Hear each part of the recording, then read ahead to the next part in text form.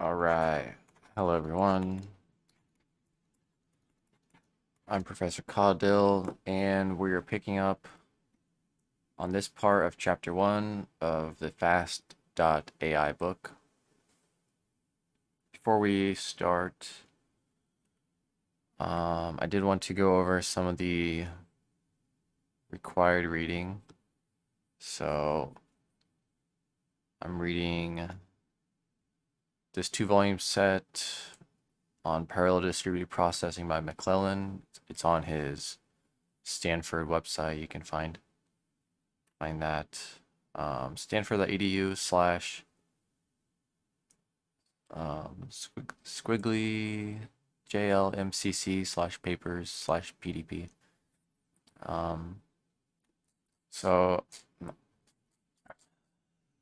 I wanted to read the Perceptron by Minsky, but I had to order a paper copy of that book, so that's still in the mail. So let's jump to page 14. I made some notes of what I thought was interesting. So they apply parallel distributed processing to finger movements. Thought that was pretty cool. Basically, when you type a word, they're arguing that it's really the connections are strengthened for the first letter. Next, we'll go to page 31. So page 31. What did I find interesting here? Let's see. So it's kind of bringing the contrast. So in most models, knowledge is stored as a static copy of a pattern. Instead, these models find memory as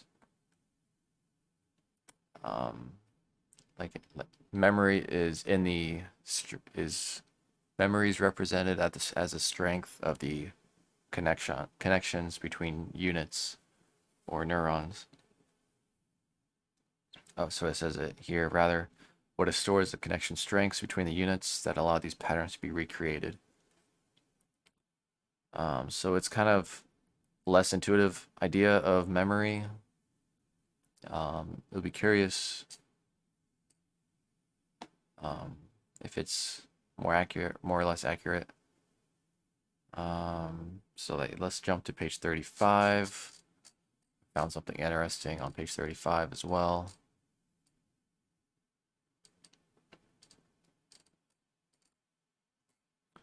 Okay, so page 35. What did I find interesting here?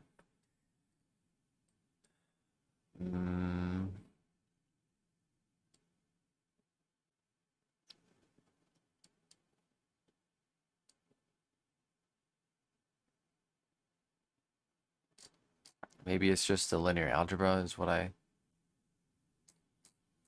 found interesting. Oh, okay, so I remember it's like you can something about finding, you can either find the pattern, yeah, so you can reproduce a pattern.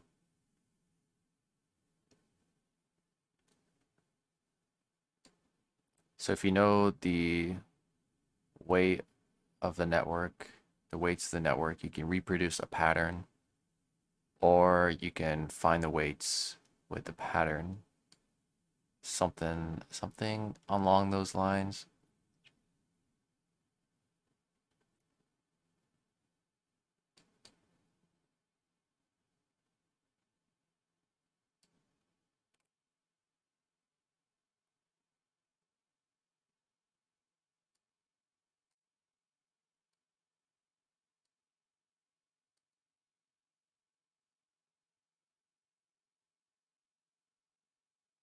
Oh, so this part was cool. We don't have to build the strengths of the connections. We don't have to make those explicit. We can have a program teach itself how to set the weights so it can all be like automatic. Um, it's kind of a lot to process. I know a lot of it's probably already outdated. All right, so let's go to the next volume. I only got through these yesterday, and I don't know if I will do this again where I kind of go through the reading because I think we're gonna get into the hands-on stuff, so that might take up most of the time. Um, but let's see, we want to go to page 49. So this is some one model. It's kind of hard to understand everything that's going on, especially with the notation. But let's go to 49. What did I find interesting? 49.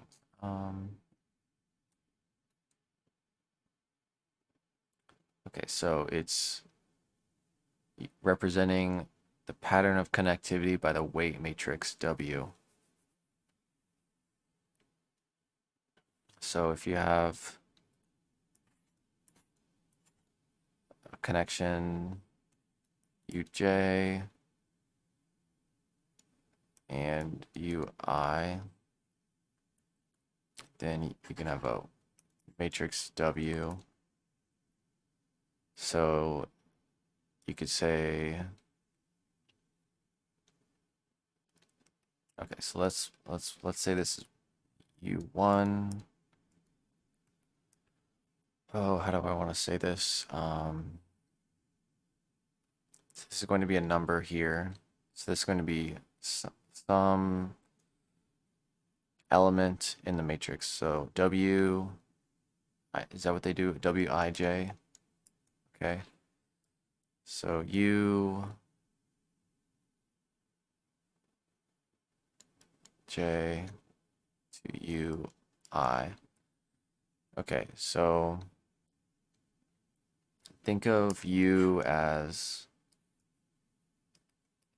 so this is kind of in the limit, so we can just draw like a dot, dot, dot. We can say this is U2, U2. Does that make sense? Dot, dot, dot. Let's say this is U3 going to U4, and this is U1 going to U2. So you can kind of break it down into a set of linear equations.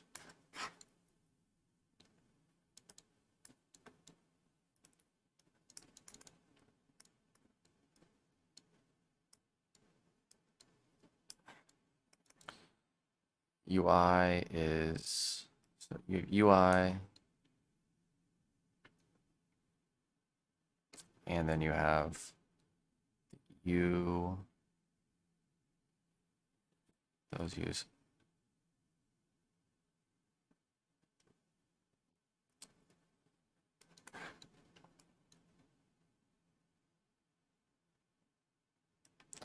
Okay, so these are, so this would just be one matrix. So we have some U vector. So, and we have a set of weights between each of them. So, for example, I could have the weight between unit 5 and unit 6. So this is not 56, this is unit 5 and unit 6. So the weight between unit 5 and unit 6 is an element of the weight matrix, and we could say the weight of 5, 6 is some number between 0 and 1. So we could say it's 0.56. Okay.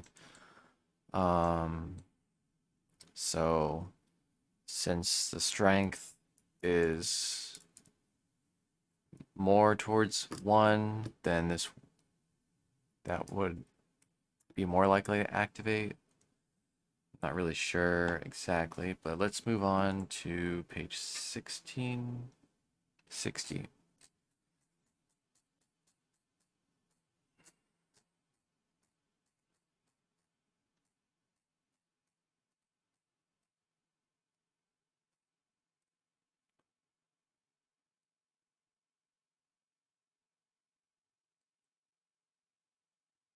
Okay, so I think why I highlighted this because it's going into like top down and bottom up connections, and it's kind of in a way I didn't really expect. So I think top down, I think it says somewhere it's like everything below cannot communicate with everything that's below. So sometimes suppose that a single L system with no hierarchical structure communicating with any. Oh, I remember. There is one important statement where it's saying combination of top down and bottom up without something can be better. Yeah, right here. Since in general hierarchical systems involved since in general hierarchical systems involve many hidden units, some intra-level communication are more power some intra-level communication and some feedback on levels, they are more powerful than systems not involving. I don't think that's exactly what I wanted to find. Oh, and then it goes into like how parallel distributed processing is synced up, and it seems like they favor asynchronous because when you look at it closely, it's serial, sequentially, anyways. So like the idea of sync synchronous is kind of just fundamentally wrong. Um, but basically, I think I don't know if it's in this paragraph exactly, but they were arguing that a combination of top down, bottom up, without specifying hidden units can be more powerful.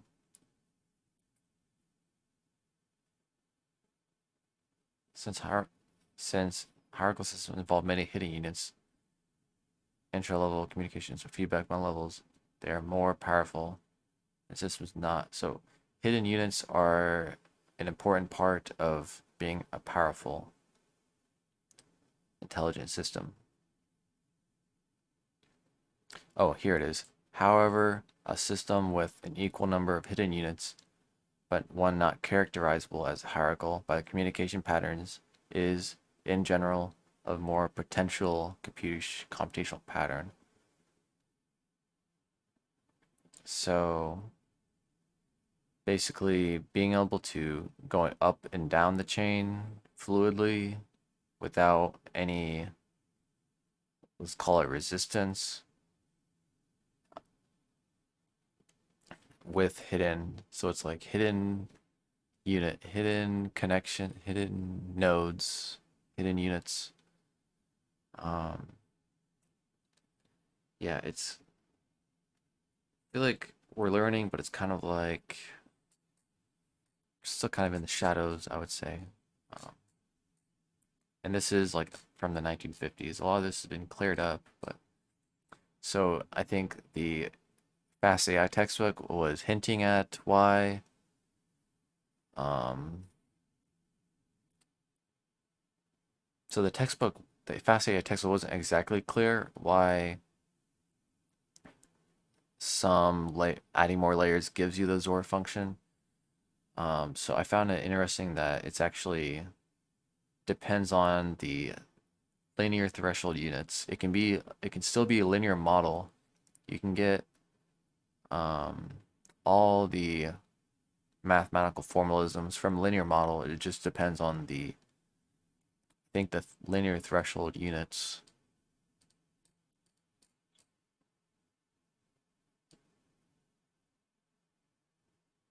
So it says right here, multi-layered systems of linear threshold units are capable of computing any Boolean function, but there is no generally known learning algorithm for this general case.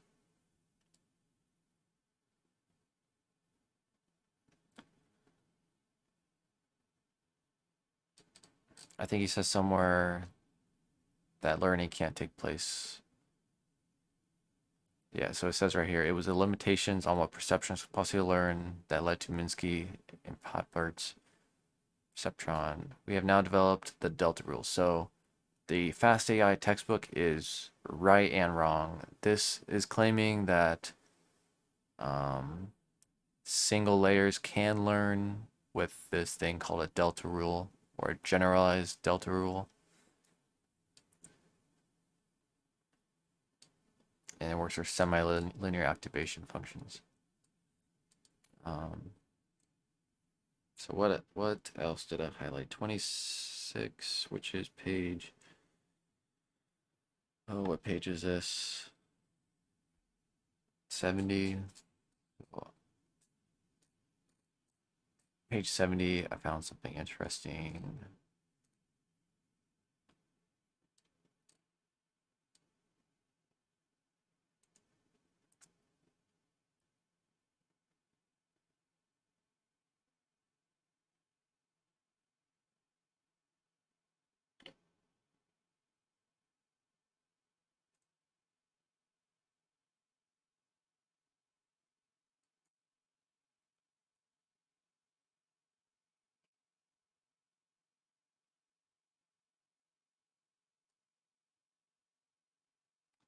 Oh, so I think I found this interesting because I want to learn more about the sigmoid function, and this kind of seems like Grossberg was a pioneer in introducing the sigmoid function to determine whether all the neurons fire or not. So sigmoid function basically turns something into a value between 0 and 1.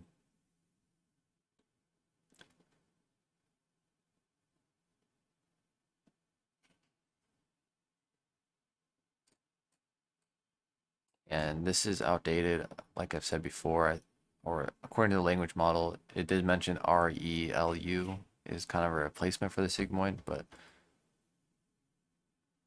still, the sigmoid S-shaped function seems more like intuitive to me. Okay, so I think that's all I have highlighted thus far. So I'm still grinding through this 2 volumes. Got about 26 chapters. I'm only on chapter 2, but I'll try to get to chapter 10 by this weekend. So yeah, let's pick back up on the book.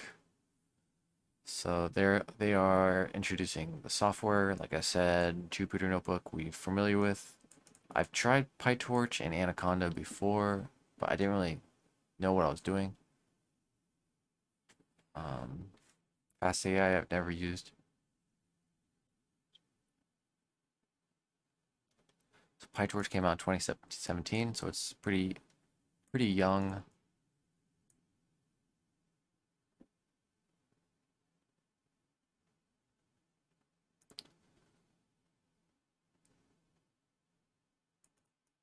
PyTorch is flexible and expressive for deep learning. Okay, so PyTorch.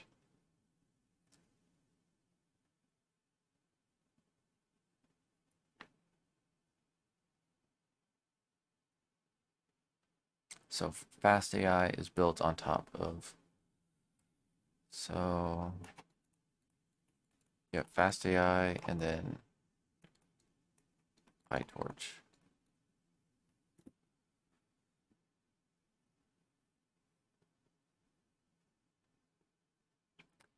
It's unique in providing a deeply layered software architecture.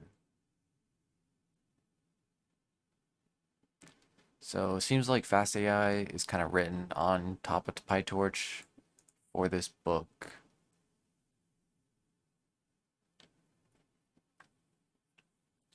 Version 2 of FastAI, a from scratch rewriting.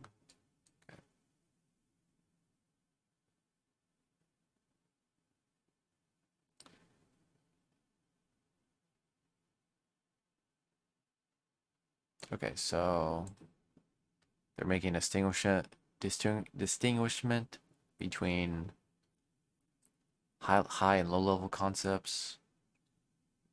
So what I'm thinking when I see low level concept, I'm thinking like ugly formal logic, like first order predicate calculus, like stuff that is not pretty. And then high level, I'm thinking of like buttons and drag and drop features.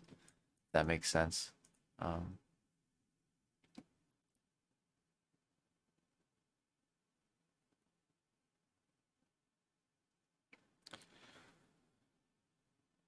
so it's kind of funny. He's saying he just comes out and says it.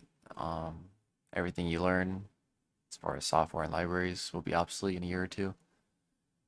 Um, so that's kind of like that's just the nature of the game, I would say.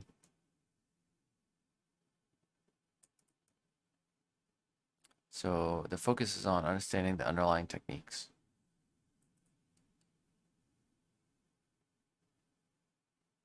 So by the end of the book, we'll understand all the code in Fastai and Pytorch.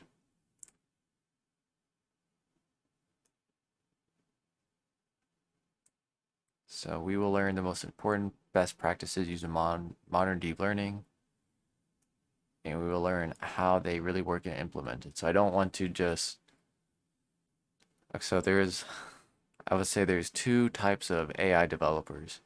There's AI developers that know what they're doing, and then there's AI developers that just follow step-by-step recipe instructions from a blog. So I don't want to be the latter. I want to because if you're following just recipes, you can't make like application specific stuff.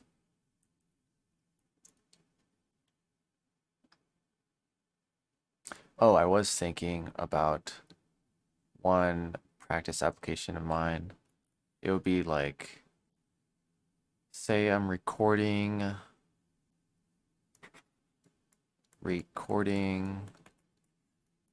with OBS, Open Broadcast System. Is there a way? Is it can a program read the file mid recording for uh, pixel to text models? So I was thinking about this is I was thinking how am I going to select a region on my screen, or say I'm making like a cheat for a video game. I want to I need to figure out a way of how to select a region of my screen, and I need data on that region, and I need it continuously in discrete packets. So if OBS is recording at 60 frames per second, then oh, do I want the model to be scanning that region every 1/60th of a second? And is that even possible? I don't even know if, because when you record a file, you get like a temporary file. And I don't know if you can, if that's like, is that getting edited by the computer? And can I view it while it's being edited? Um, that's all stuff like I'll have to probably like reach out on like coder forums or GitHub issue tickets. I might have to like actually seek out that if that's really the direction I want to go with like early projects.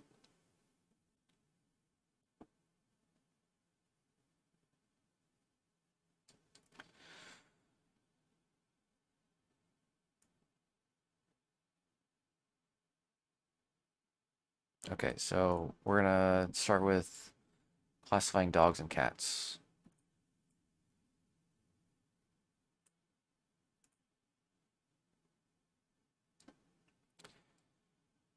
Okay, so getting a GPU deep learning server. To do nearly everything in this book, you need to have access to a computer with an NVIDIA GPU.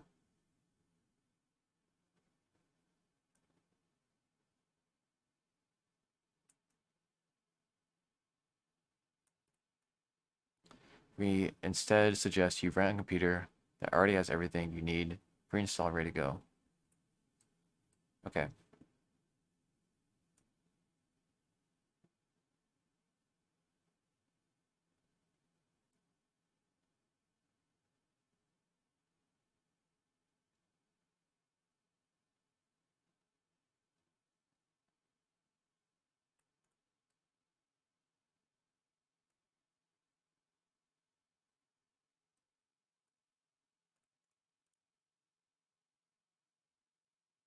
Okay, so we will get connected to a GPU server.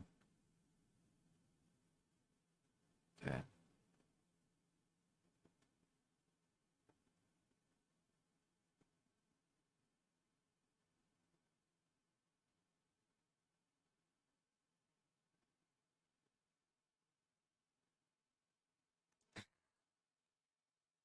Okay, I know pip. I know pip. I know conda. I know apt-get. I know Jupyter Notebook. I am on a Ubuntu system, and I have an NVIDIA card. Um, so that's kind of funny, but I do want to switch to an AMD card. But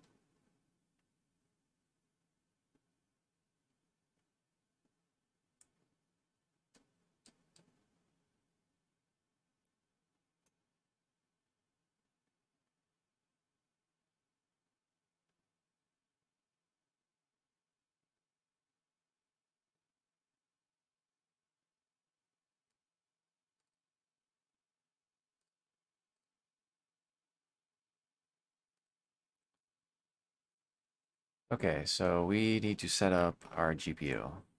So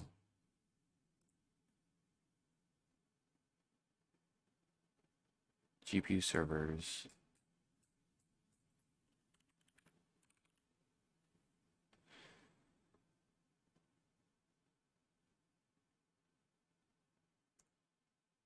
Okay, let's see this forums. Um,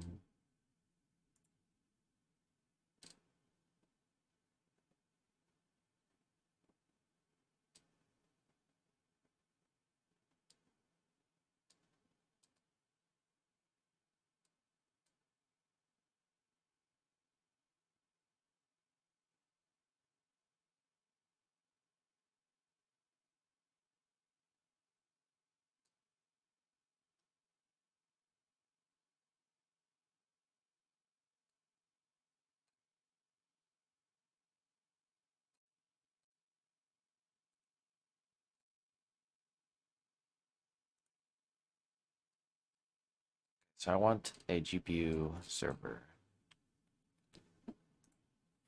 GPU, GPU.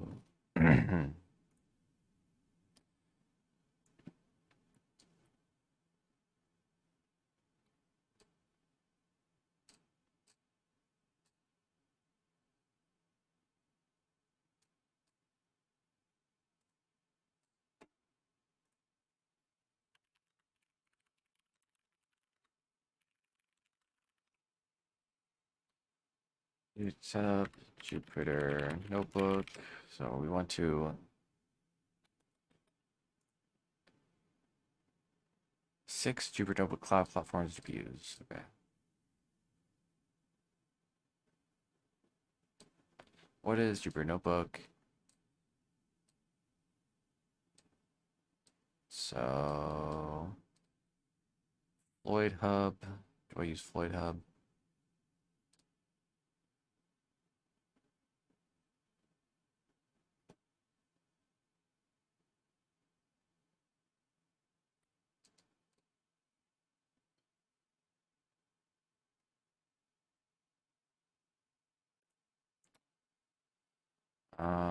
TensorFlow, PyTorch.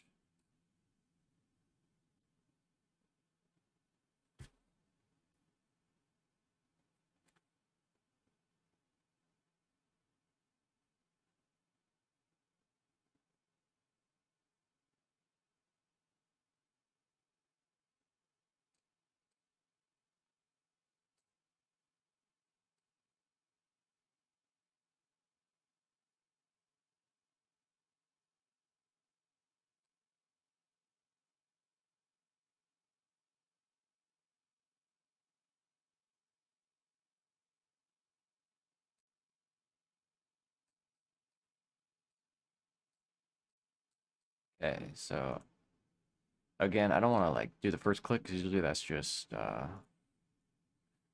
know, pay Google to get on top of the search.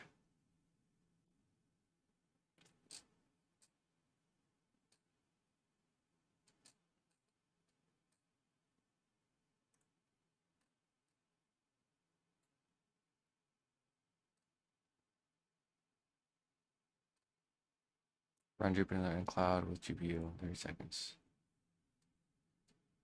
Okay, so in this article, we are considering basic cases of running Jupyter Notebook remote server.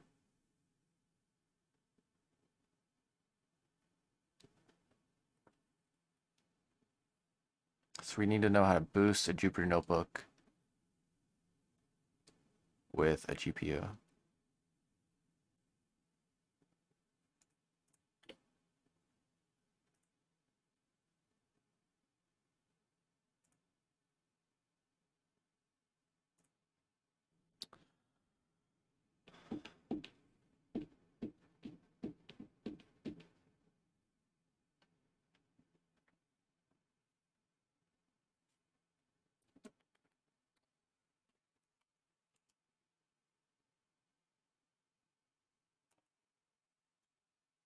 All right, so we're going to use puzzle. Section allows you to run a cloud native application in a couple clicks.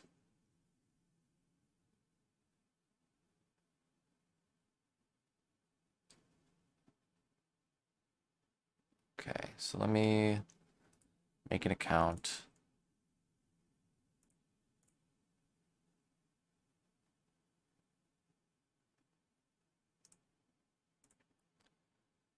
Verify my email.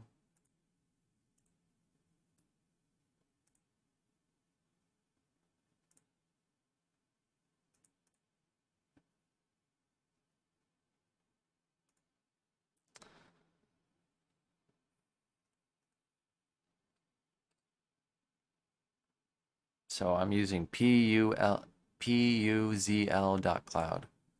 Going to try that.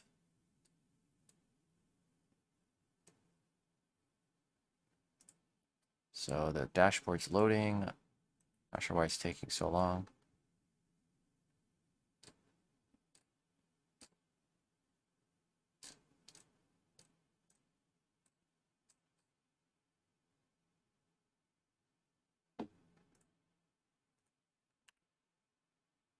Okay, there we go.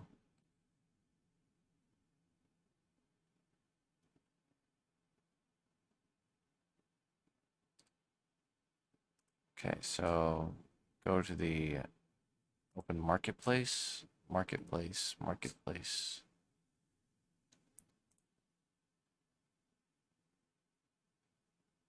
Click Jupyter Notebook, web-based interactive environment for config. Okay.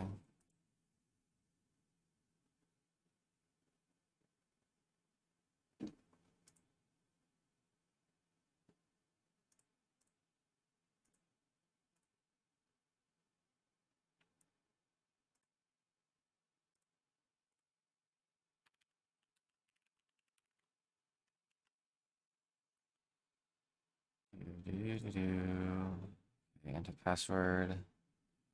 Choose the environment. Docker image.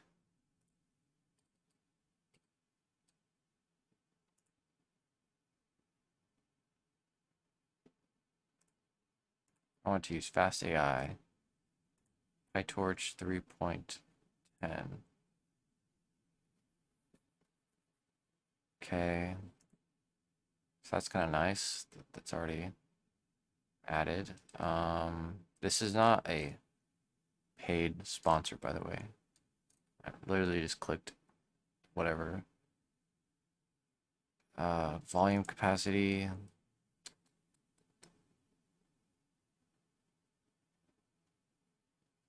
Don't know. Okay, so enterprise. Choose environment. Okay, we chose that.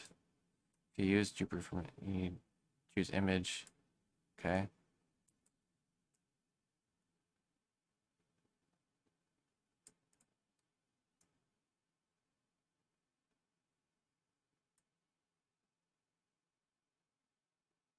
Okay, so we want to. Can I change the amount? Can I get more compute than this?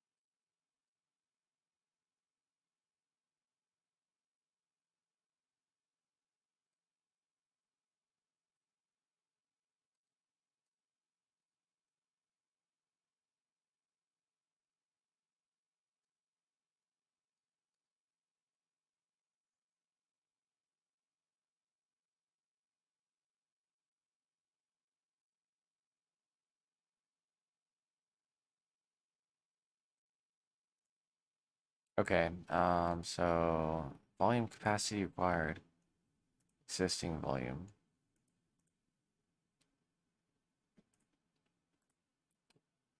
Let's just do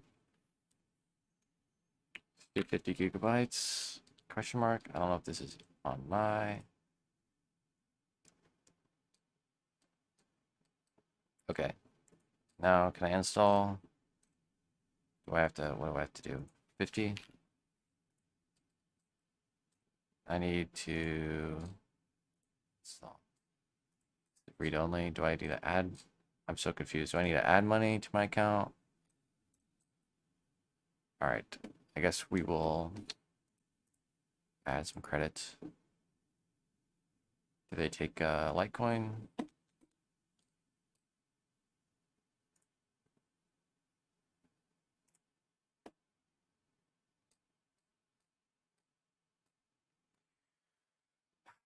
All right. Whoops. 1 second. Okay, so full name, billing address. What country is this? Just kidding.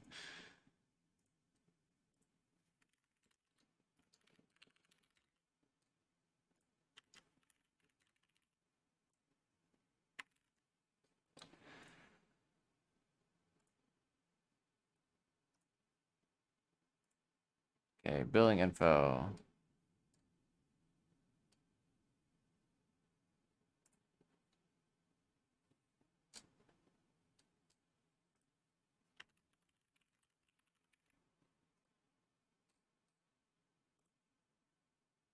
Okay.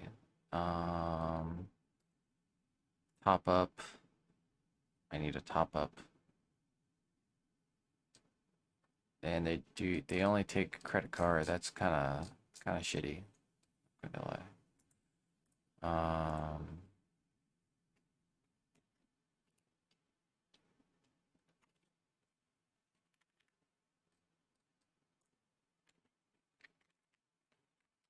Almost done. Your card has been declined. How is my card being declined?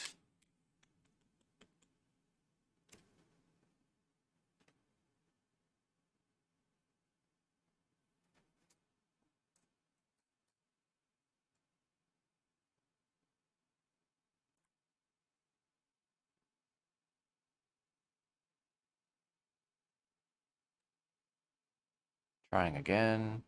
Card's been declined. Okay, let's try a different card.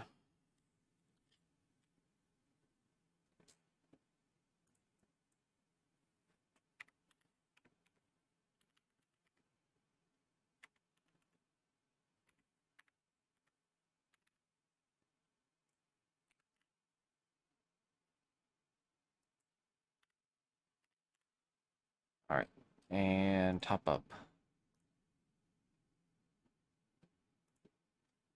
It might be like a European company, so I don't know.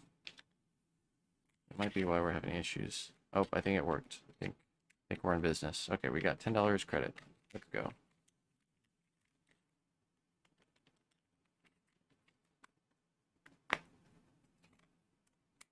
Okay. So now I can just refresh this page. Okay. And here we go. I've got $10 credit.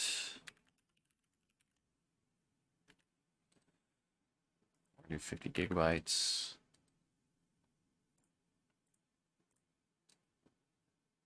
And then I just click install, I think. Fast AI, YouTube.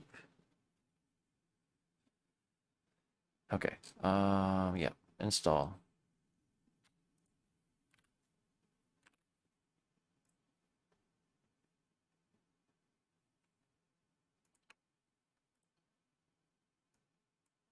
Characters allowed, digits, no capital. Oh my gosh.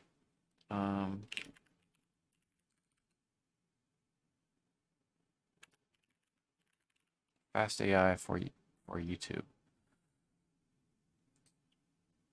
There, check your form. There are some errors. Volume is required. Okay.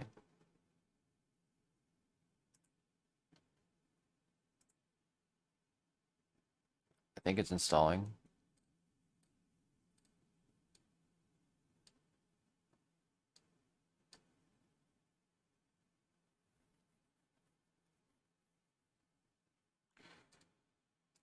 Um,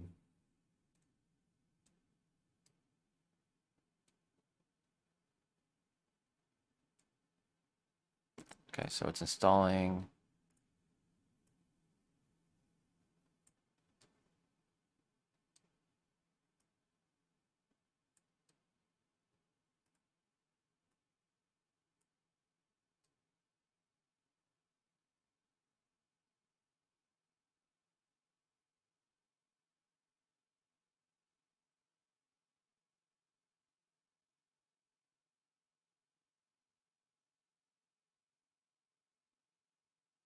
So we're gonna need this token.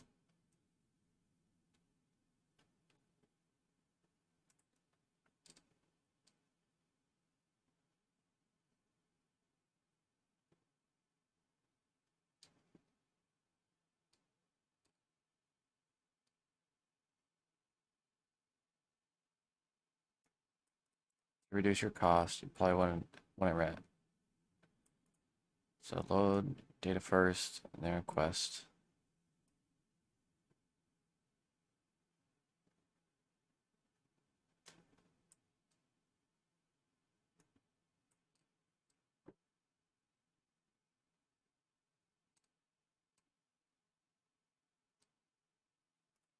Okay, running. Okay.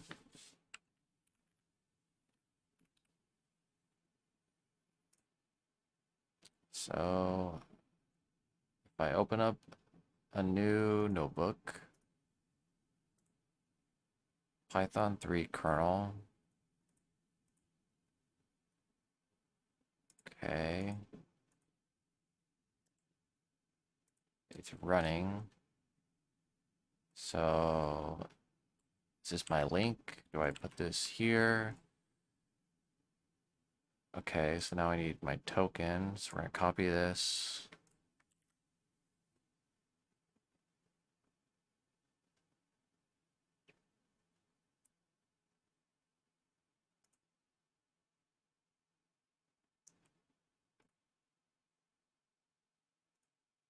Okay, so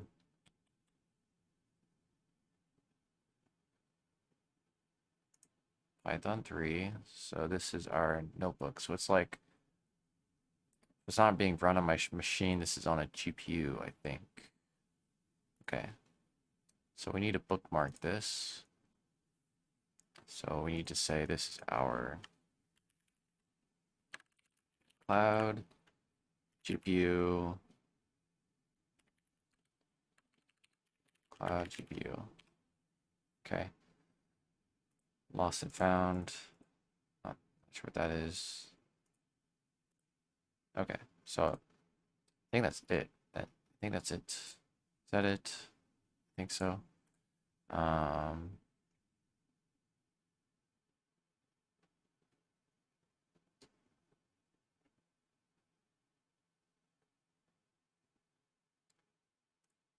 okay, so I need to, what is this website called? Uh, Puzzle. Oh, go to billing. Puzzle. Dashboard. Okay, so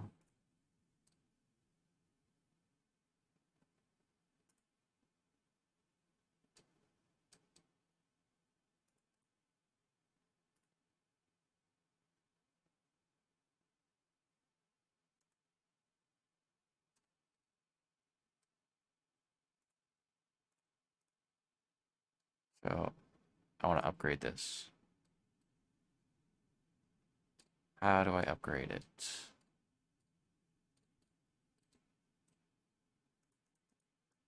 I want more than 4 gigabytes of RAM. Hmm.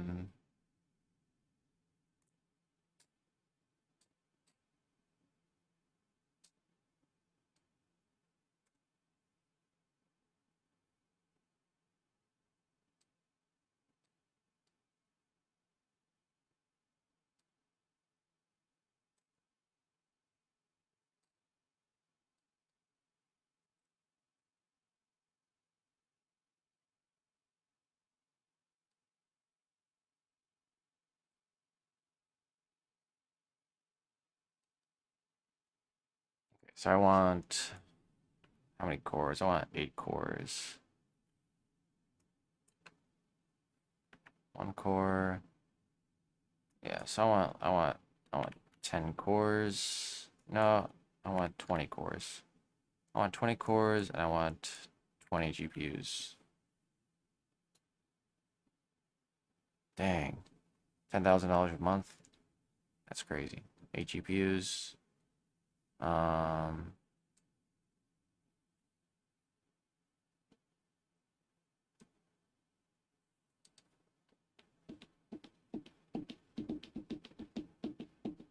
yeah, I want 8 A100s. RAM request. We want 128. Okay. $12 an hour? That's crazy. All right, so can we cut that in half? Down to $6. Six.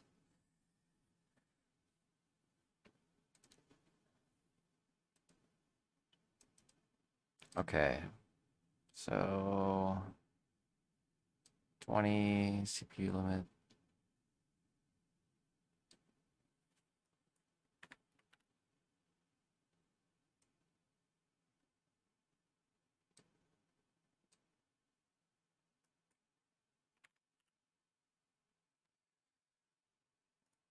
Okay. I think that's fine. 4 GPUs, 20 CPUs. Okay. So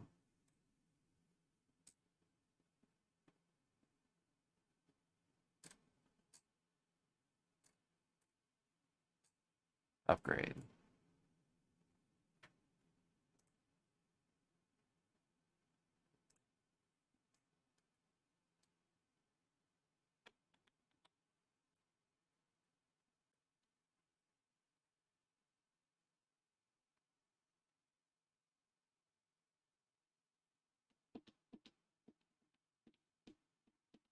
Man, 4 A100s. That's pretty sick.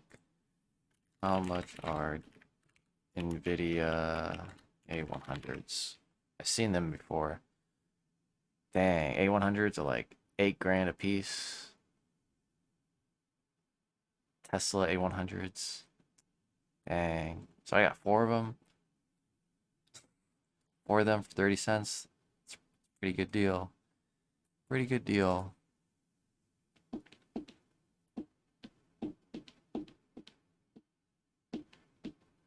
All right, so we're upgrading here.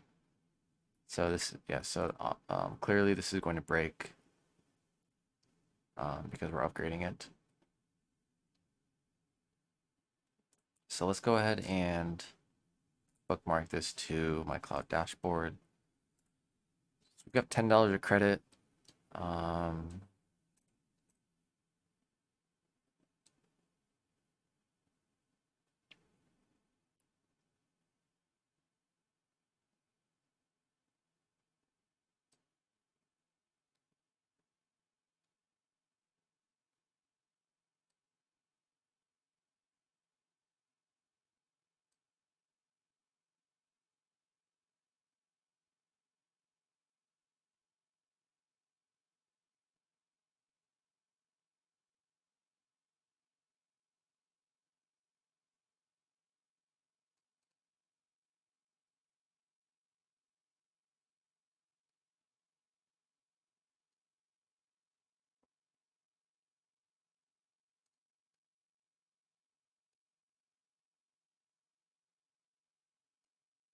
okay, so if I want to upload data, I need to know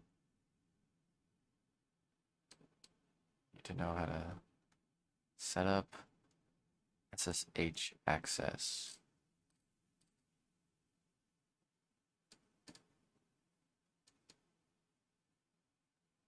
Is that in pods, volumes?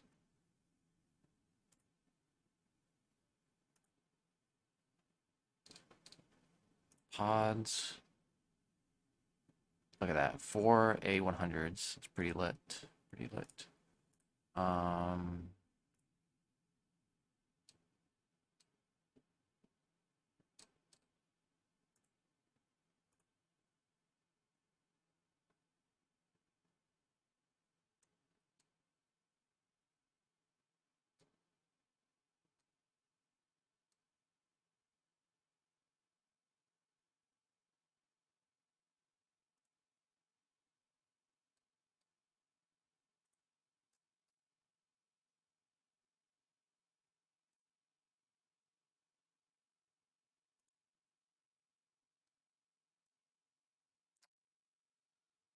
Oh, do that.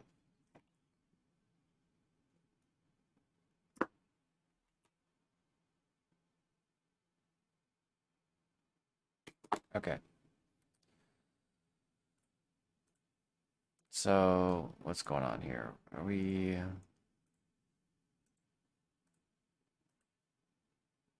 Is this still upgrading?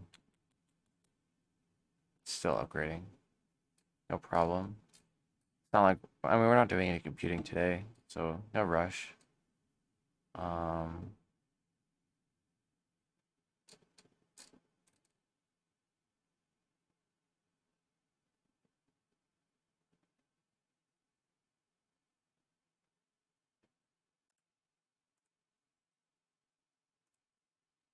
all right, so we can close this.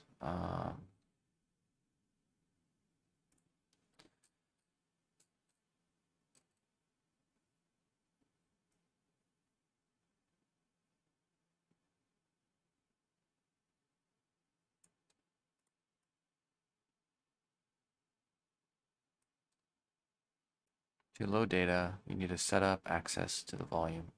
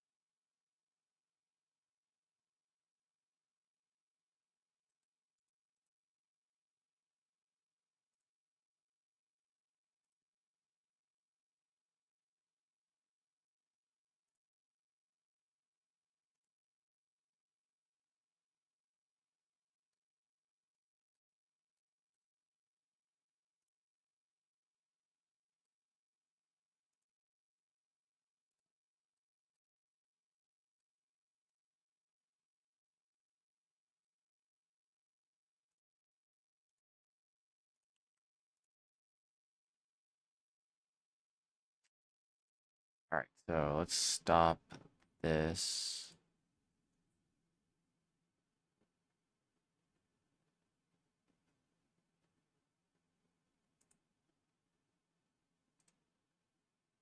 Okay, so we're gonna stop running this.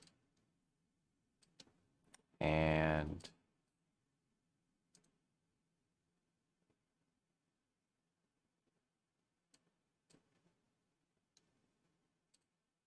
not sure how to add.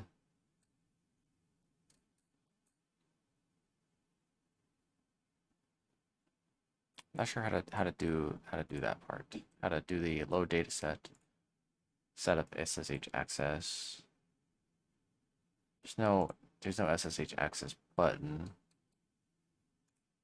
Go to volumes. There's no SSH access volume.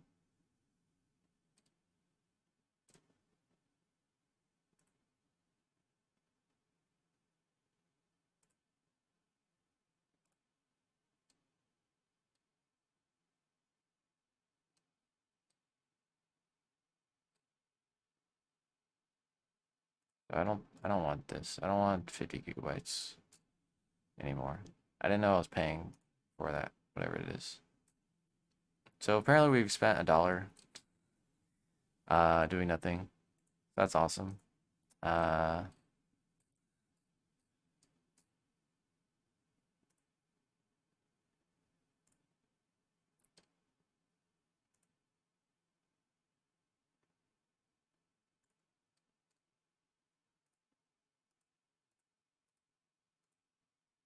4 cents per day. Shared file system. Let's do shared file system.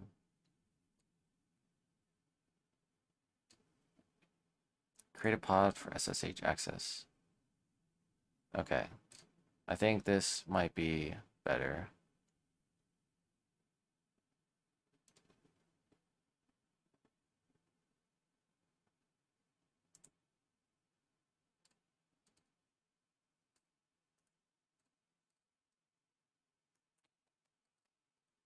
Okay.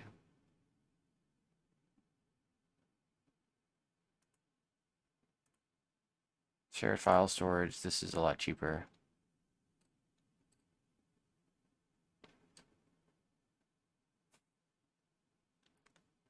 So we need to add a SSH key. Access your volume with SSH. Add SSH key here. Um,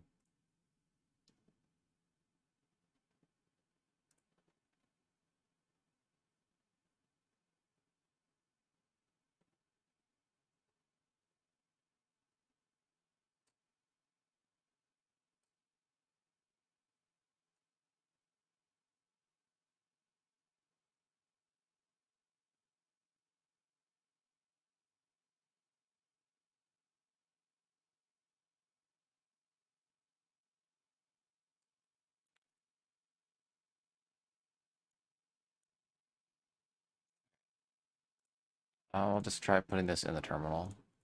See what that does. SSH not found. Add your SSH key.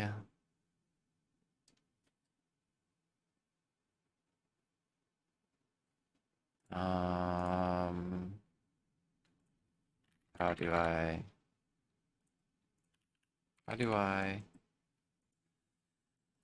get an SSH key? SSH key.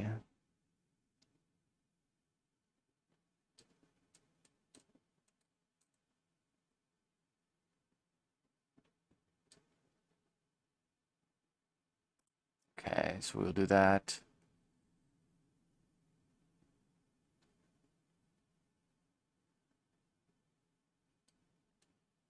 Okay, so terminal.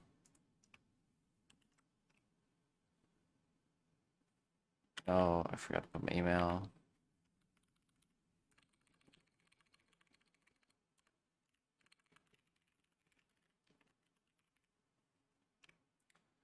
Okay, generating a public key.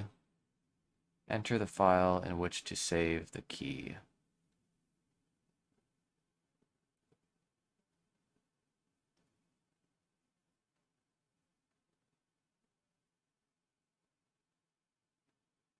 Um, I will say enter to accept the default location. So it's creating a directory. Enter a passphrase. Okay. Enter it again. Okay, so now I've made an SSH key. The public key has been saved in my home directory on Ubuntu. So SSH home dot SSH. Is this a hidden? Do I need to show hidden files?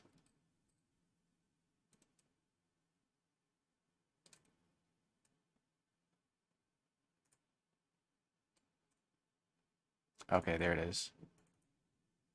I see, I see. Okay. Okay, so that's my SSH. So we add SSH key to SSH agent. Okay. Now we'll do that.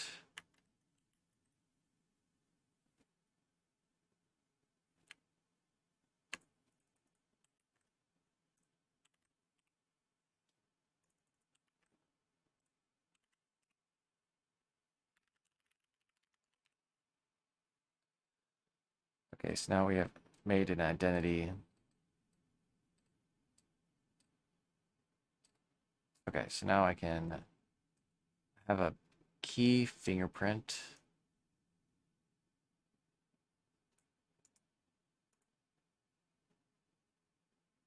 My public key has been saved in this file. Okay, so now I have my public key. So I'm gonna paste my key here, put the name, and then that should be it.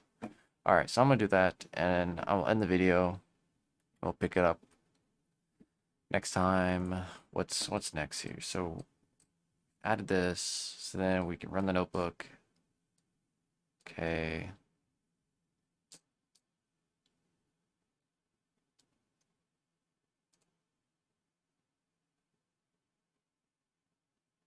Okay, so yeah, we'll just pick up around here next time. So I'll see you guys.